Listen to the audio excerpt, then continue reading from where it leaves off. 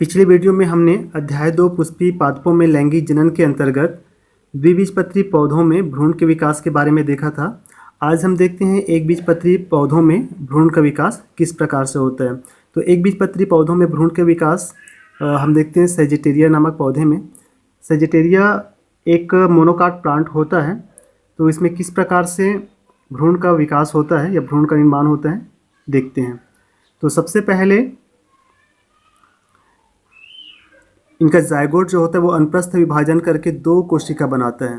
सबसे पहले क्या होता है, जायगोट जो होता है वो अनुप्रस्थ विभाजन के द्वारा दो कोशिका बनाता है। इसमें बीजांड द्वार की ओर की स्थित कोशिका को आधारी कोशिका या बेसल सेल कहते हैं तथा निभाग की ओर स्थित कोशिका को भ्रूणी कोशिका या एम्ब्रियोनल सेल कहते हैं। जायगोट क्या होता है, जायगोट की एक जो कोशिका होता है वो अनुप्रस्थ विभाजन के द्वारा दो कोशिका का निर्माण करता है, माइक्रोपाइल की तरफ बेसल सेल का और चेलेजल पोर्शन की तरफ एम्ब्रियोनल सेल का। ये जो बेसल सेल होता है ये आगे विभाजित नहीं होता और यह फूल करके सस्पेंसर बनाता है। ये जो बेसल सेल होता है ये विभाजित नहीं होता और फूल करके बाद में किसका निर्माण करता है, ये सस्पेंसर का। एम्ब्रियोनल सेल जो होता है वो विभाजन द्वारा भ्रूण का संपूर्ण भाग का निर्माण करता है। ये जो एम्ब्रियोनल सेल होता है इसी के द्वारा पूरे भ्रूण का निर्माण होता है। अब एम्ब्रियोनल सेल सर्वप्रथम अनुप्रस्थ विभाजन द्वारा दो कोशिका बनाता है। इस तरह भ्रूण विकास की इस अवस्था में 3 सेल बन जाता है। एम्ब्रियोनल सेल जो होता है वो क्या करता है, ये जो एम्ब्रियोनल सेल होता है वो अनुप्रस्थ विभाजन करके कितना कोशिका बनाता है, 2 कोशिका। यहाँ पे देख सकते हैं ये एक कोशिका और ये 2 कोशिका। इन दोनों कोशिका का निर्माण किसके द्वारा होता है, इस एम्ब्रियोनल सेल के द्वारा। तो इस तरह से यहाँ पे कितने कोशिका हमको दिखाई देते हैं, 3 कोशिका, जिनमें सबसे ऊपर की ओर जो कोशिका होती है वो कहलाता है टर्मिनल सेल, बीच का जो होता है वो कहलाता है मिडिल सेल या सेंटर सेल, और नीचे की तरफ की जो कोशिका होता है वो कहलाता है बेसल सेल। टर्मिनल सेल लंबवत विभाजन द्वारा 2 कोशिका बनाता है। इस तरह इस समय 4 कोशिकी टी शेप्ड प्रो एम्ब्रियो बन जाता है। ये जो टर्मिनल सेल होता है, ये जो टर्मिनल सेल होता है वह लंबवत विभाजन के द्वारा 2 कोशिका का निर्माण करता है। इस तरह से इस समय इस एम्ब्रियो में 4 कोशिका का निर्माण होता है जो देखने से किसके जैसा दिखाई देता है, टी के आकार का। तो टी के आकार का एक क्या बन जाता है, प्रो एम्ब्रियो। टर्मिनल सेल पुनः विभाजन द्वारा 4 कोशिका बनाता है जो विभाजित होकर के 8 कोशिका का निर्माण करता है।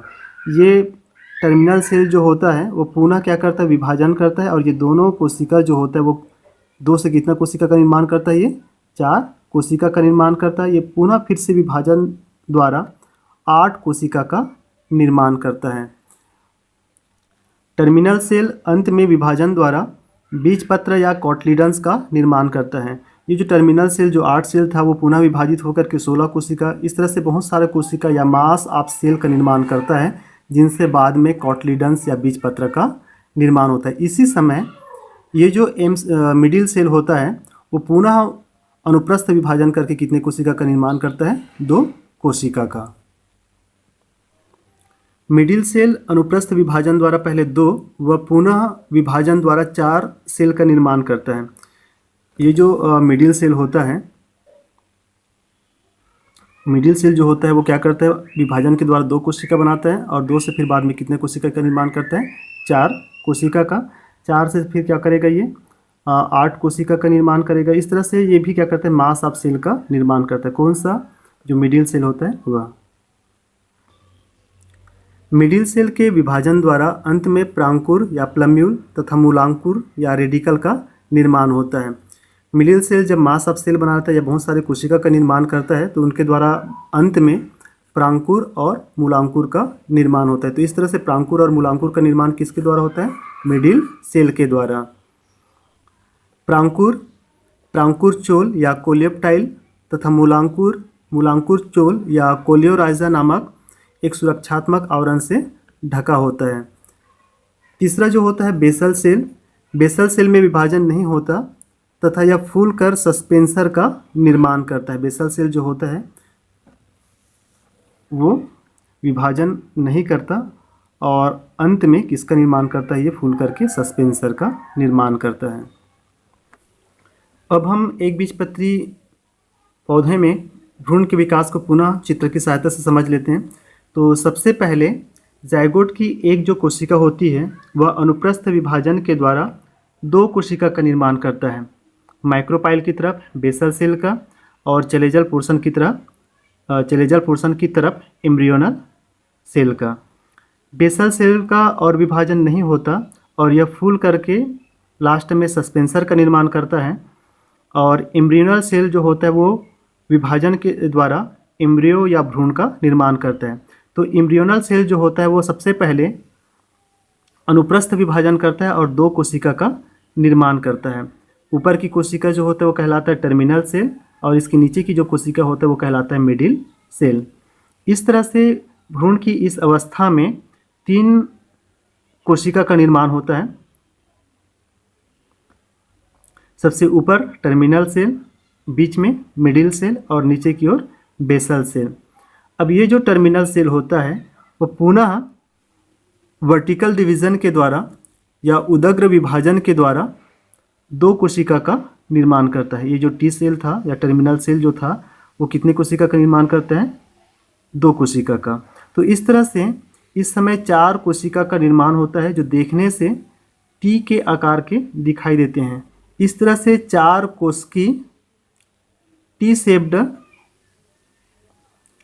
एम्ब्रियो का निर्माण होता है। टर्मिनल सेल के पुनः लंबवत विभाजन के कारण क्या होता है, चार सेल का निर्माण होता है जो देखने से किसके जैसा दिखाई देता है, टी शेप्ड। इस स्थिति में हम इसे टी शेप्ड प्रो एम्ब्रियो कहते हैं। अब ये जो टर्मिनल सेल जो होता है पुनः अनुप्रस्थ विभाजन करता है और चार कोशिका का निर्माण करता है। ये पुनः विभाजन के द्वारा 4 से 8 कोशिका का निर्माण करता है और फिर से ये जो टर्मिनल सेल होता है ये 8 से 16 कोशिका का निर्माण करता है। तो इस तरह से मास ऑफ सेल का निर्माण हो जाता है, मतलब बहुत सारे कोशिका का निर्माण हो जाता है। जब बहुत सारे कोशिका का निर्माण हो जाता है तो यही जो मास ऑफ सेल जो होता है वो बाद में कॉटलिडन्स या बीज पत्र का निर्माण करता है। तो इस तरह से टी सेल के द्वारा, इस टी सेल के द्वारा लास्ट में किसका निर्माण होता है, बीज पत्र या कॉटलिडन्स का। तो एक बीजपत्री जो पौधा होता है उसमें कॉटलिडन्स को स्क्यूटेलम कहते हैं। क्या कहते हैं इसमें, स्क्यूटेलम। तो इस तरह से टर्मिनल सेल के द्वारा किसका निर्माण होता है, स्क्यूटेलम का। अब मिडिल सेल जो होता है वो अनुप्रस्थ विभाजन के द्वारा सबसे पहले क्या करता है, दो कोशिका का निर्माण करता है। ये पुनः विभाजन के द्वारा 2 से 4 कोशिका, 4 से 8 कोशिका, 8 से 16, इस तरह से ये भी क्या करता है, मास ऑफ सेल का या बहुत सारे कोशिका का क्या करता है, ये निर्माण करता है। और इसी एम सेल या मिडिल सेल से बाद में प्रांकुर और मूलांकुर का निर्माण होता है। तीसरी जो कोशिका होती है बेसल सेल, ये फूल करके क्या करता है, सस्पेंसर का निर्माण करता है। एक परिपक्व भ्रूण या एम्ब्रियो में यहाँ से लेकर के यहाँ तक का भाग, यहाँ से लेकर के यहाँ तक का भाग टर्मिनल सेल के द्वारा बनता है जो बाद में बीजपत्र या कॉटलिडन्स या स्क्यूटेलम का निर्माण करता है।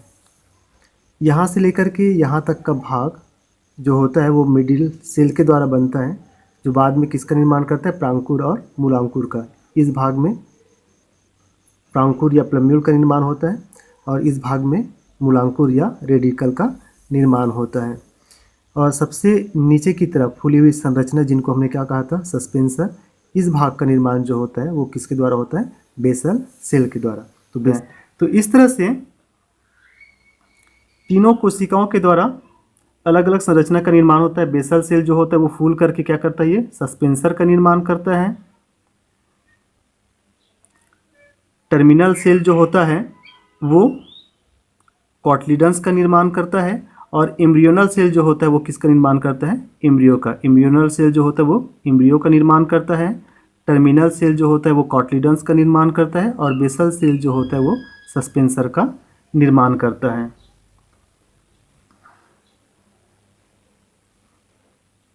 एक परिपक्व भ्रूण के अनुप्रस्थ काट में प्रांकुर जो होता है, जैसे यहाँ पे देखिए ये प्रांकुर है,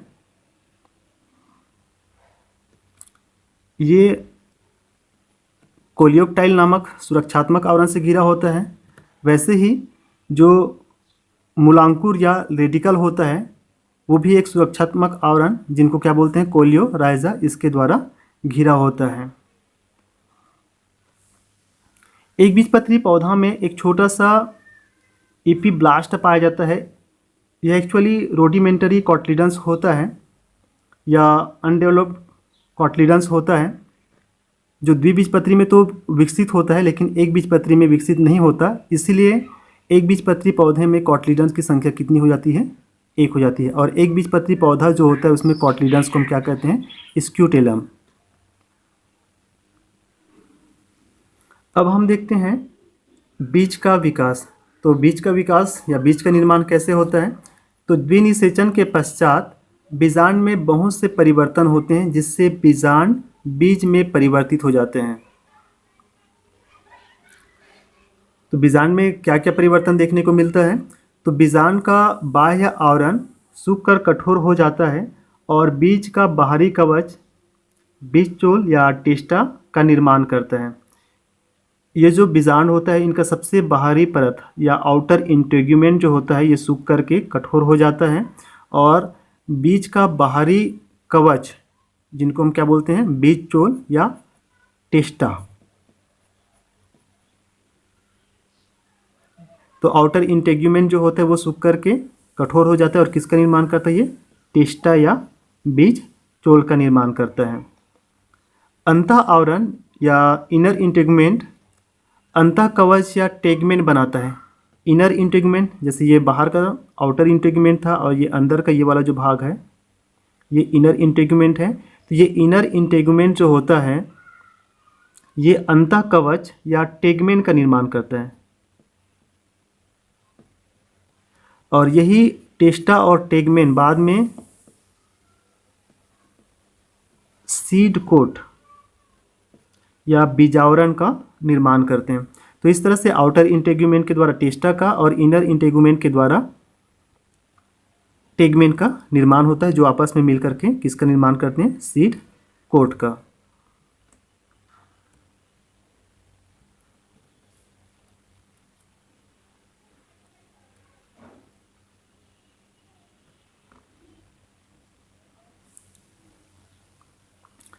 नाभिका बीजावरण पर एक चिन्ह या स्कार के रूप में उपस्थित होता है।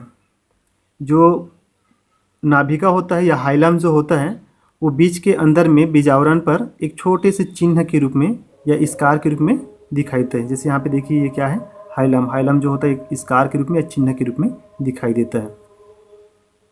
बीजांड द्वार बीज के टेस्टा में एक छोटे से छिद्र के रूप में स्थित होता है।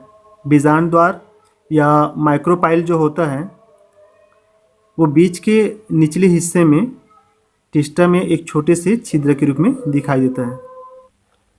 द्विनिषेचन के पश्चात बीजांड में बहुत सारा परिवर्तन होता है और उसके द्वारा लास्ट में किसका निर्माण होता है, बीज का निर्माण होता है। तो अब देखते हैं बीज के प्रकार।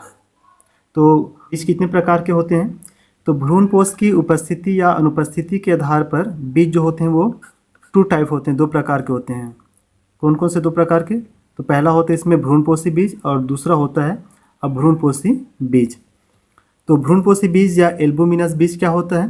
तो इसमें भ्रूणपोष बीजों के अंकुरन तक पाया जाता है, अर्थात जब तक बीज अंकुरित नहीं होते तब तक भ्रूणपोष जो होते हैं वो प्रेजेंट होते हैं, क्योंकि अंकुरन के समय यह नवोद्भिद पौधों को क्या करता है, पोषण प्रदान करता है।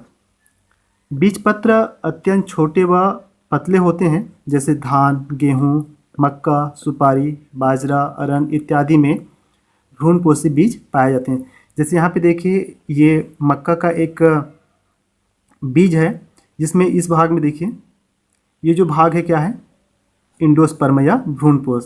ये भ्रूणपोष जो होता है, जब ये बीज अंकुरित होता है उस कंडीशन में नवोद्भिद पौधों को क्या करता है, ये पोषण प्रदान करने का कार्य करता है। तो जिनमें भ्रूणपोष पाया जाता है ऐसे बीजों को क्या कहते हैं, भ्रूणपोषी बीज, और जिनमें भ्रूणपोष नहीं पाया जाता है उनको क्या बोलते हैं, अभ्रूणपोषी बीज।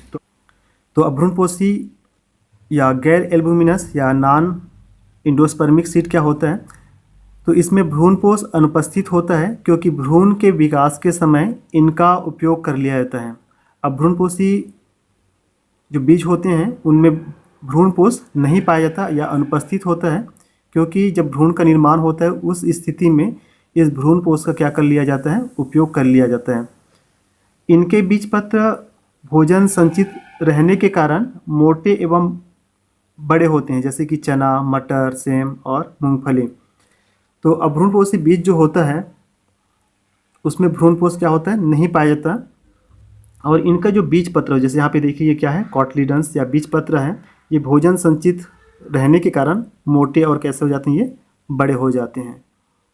तो इस तरह से जिसमें भ्रूणपोष पाया जाता है ऐसे बीजों को भ्रूणपोषी, और जिसमें भ्रूणपोष नहीं पाया जाता ऐसे बीजों को क्या कहते हैं, अभ्रूणपोषी बीज कहते हैं। अब हम देखते हैं फल का निर्माण किस प्रकार से होता है। तो निषेचन के पश्चात अंडाशय फल में परिवर्तित हो जाता है। जैसे ये जायांग का अंडाशय वाला भाग है, और यही अंडाशय जो होता है निषेचन के पश्चात किसमें परिवर्तित हो जाता है, ये फल में परिवर्तित होता है।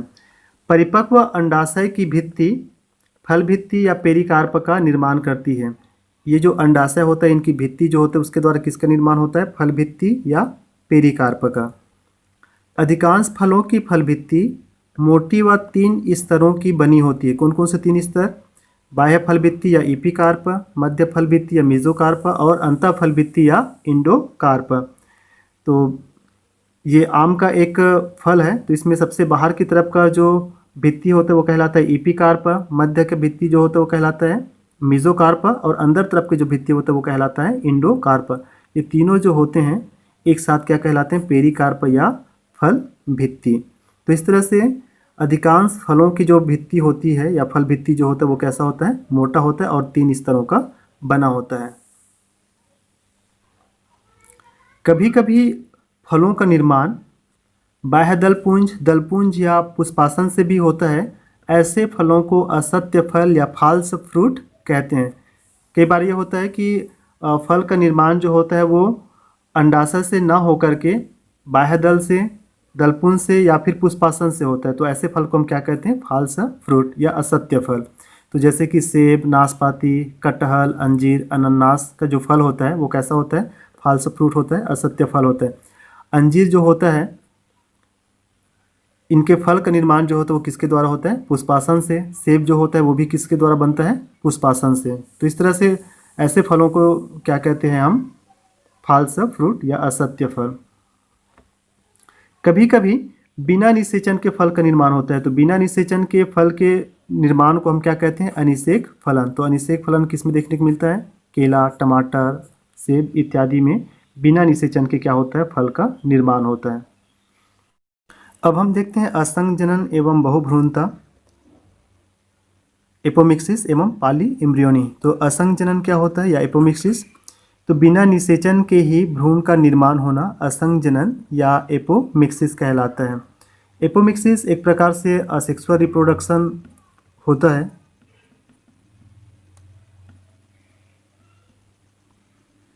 लेकिन इसमें सेक्सुअल रिप्रोडक्शन की प्रक्रिया जैसा व्यवहार होता है, अर्थात इसमें नर व मादा युग्मक बिना निषेचन क्रिया के भ्रूण एवं बीज का निर्माण करते हैं। तो ये निम्न प्रकार के हो सकता है। तो सबसे पहला इसमें अनिषेक जनन या पार्थिनोजेनेसिस। यदि एक सेल बिना निषेचन के भ्रूण तथा नए पादप का निर्माण करता है तो उसे अनिषेक जनन कहते हैं। यदि एक सेल बिना निषेचन के भ्रूण तथा नए पादप का निर्माण करता है तो उसे क्या कहते हैं, अनिषेक जनन। जैसे कि केला, सेब, अंगूर, नाशपाती, पपीता इत्यादि में एक सेल के बिना निषेचन के भ्रूण तथा नए पादप का निर्माण होता है।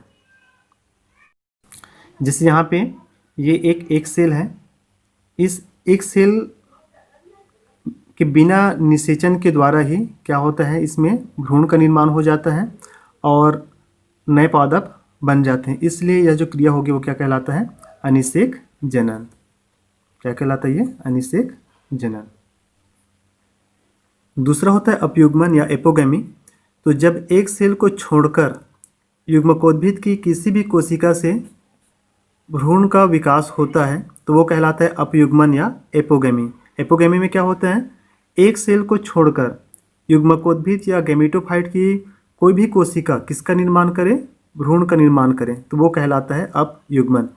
जैसे एक सेल जो होता है वह निषेचन के बाद युग्मनज या जायगोट का निर्माण करता है, और जायगोट जो होता है वो किसका निर्माण करता है, भ्रूण का निर्माण करते हैं। तो भ्रूण का निर्माण किसके द्वारा होता है, जनरली एक सेल के द्वारा। लेकिन एक सेल को छोड़कर गैमेटोफाइट की कोई सा भी कोशिका जो होता है वो अगर निर्माण करे किसका, भ्रूण का, तो वो कहलाता है अपयुग्मन। तीसरा होता है अपस्थानिक भ्रूणता या एडवेंटिव एम्ब्रियोनी। तो भ्रूण का विकास न्यूसेलस या इंटेगुमेंट की कोशिका से होता है, तब उन्हें क्या कहते हैं, अपस्थानिक भ्रूणता। अपस्थानिक भ्रूणता क्या होता है, जब भ्रूण का विकास न्यूसेलस से हो या फिर इंटेगुमेंट की कोशिका से हो तो वो क्या कहलाता है, अपस्थानिक भ्रूणता। जैसे कि नींबू में भ्रूण का विकास जनरली किसके द्वारा होता है, एक सेल के द्वारा। लेकिन एक सेल के द्वारा ना होकर के भ्रूण का विकास किससे हो, जैसे ये न्यूसेलस है और ये न्यूसेलस की कोशिका है, ये अंदर अगर प्रवेश कर जाए और अंदर प्रवेश करके ये भ्रूण का निर्माण कर दें तो उन्हें हम क्या कहेंगे, अपस्थानिक भ्रूणता। या इंटेगुमेंट की ये कोशिका है, इंटेगुमेंट की कोशिका जो होता है वो अगर एम्ब्रियो सेक के अंदर में प्रवेश कर जाए और भ्रूण का निर्माण कर दे तो ये भी क्या कहलाएगा, अपस्थानिक भ्रूणता।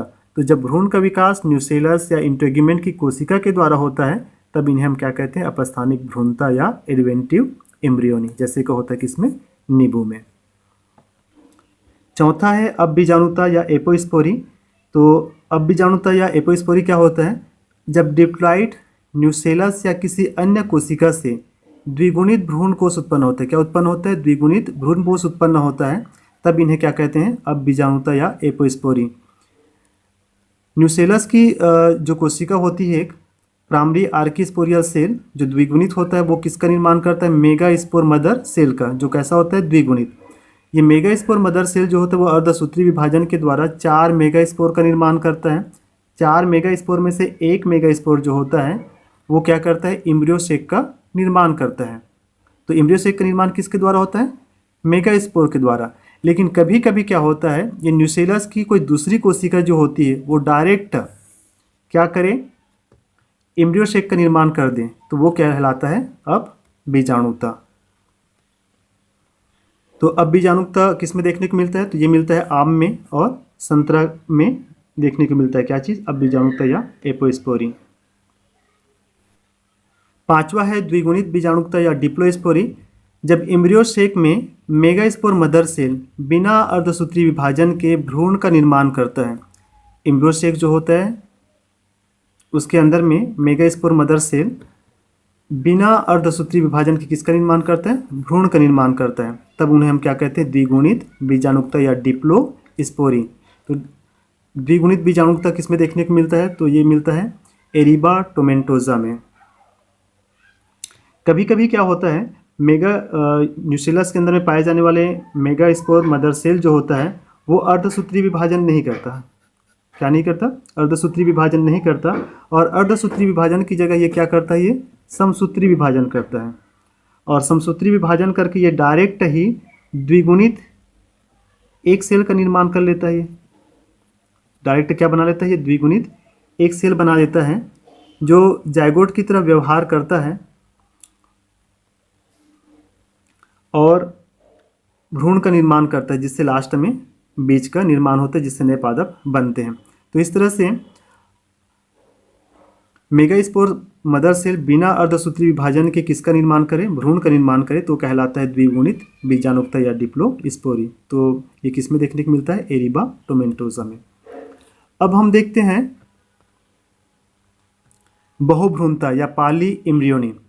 तो जब एक बीज में एक से अधिक युग्मनज या भ्रूण का निर्माण होता है तो उसे बहुभ्रूणता कहते हैं। नाम से पता चल रहा है, बहु का मतलब क्या होता है, बहुत सारा, और भ्रूणता मतलब भ्रूण का निर्माण।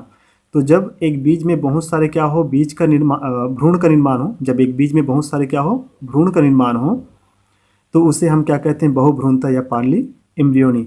इसमें एक युग्मनज अनेक भ्रूण का निर्माण कर सकता है, या न्यूसेलस या इंटेगुमेंट की कोशिका से अनेक युग्मनज एवं भ्रूण का निर्माण हो सकता है, जैसे कि नींबू में और तंबाकू में होता है। तो इसमें क्या होता है, जैसे एक सेल के द्वारा निषेचन के पश्चात किसका निर्माण होता है, जायगोट का तो निर्माण होता ही है। इसके अतिरिक्त कभी कभी क्या होता है, न्यूसेलस की जो कोशिका होती है, जैसे यहाँ पे देखिए न्यूसेलस की कोशिका है, ये पूरे कोशिका जो होते हैं वो क्या करते हैं, एम्ब्रियो सेक के अंदर आ जाते हैं, और सभी कोशिका जो होता है वो एक एक क्या करता है, ये एम्ब्रियो का निर्माण कर लेता है, भ्रूण का निर्माण कर लेता है। इस तरह से इसके अंदर में क्या होता है, बहुत सारे भ्रूण का निर्माण हो जाता है। कभी कभी क्या होता है, इंटेगुमेंट की जो कोशिका होती है, जैसे यहाँ पे देखिए इंटेगुमेंट की कोशिका है, ये पूरे कोशिका जो होते हैं वो कहाँ पे आ जाते हैं, एम्ब्रियो सेक के अंदर में, और ये क्या करते हैं, बहुत सारे भ्रूण का निर्माण कर देते हैं। तो इस तरह से जब एक बीज के अंदर में क्या होता है, बहुत सारे भ्रूण का निर्माण होता है, तो उसी को हम कहते हैं बहुभ्रूणता या पॉली एम्ब्रियोनी। तो इसमें शुरू में जो जायगोट होता है, जो निषेचन के द्वारा बना है, वो कहलाता है जायगोटिक एम्ब्रियो। अगर न्यूसेलस की कोशिका से अगर बना है तो ये कहलाता है न्यूसेलर एम्ब्रियो, और अगर इंटेगुमेंट की कोशिका से अगर ये एम्ब्रियो का निर्माण होता है तो ये कहलाता है इंटेगुमेंट एम्ब्रियो। तो इस तरह से बहुभ्रूणता जो होता है वो किस में देखने को मिलता है, नींबू और तंबाकू में।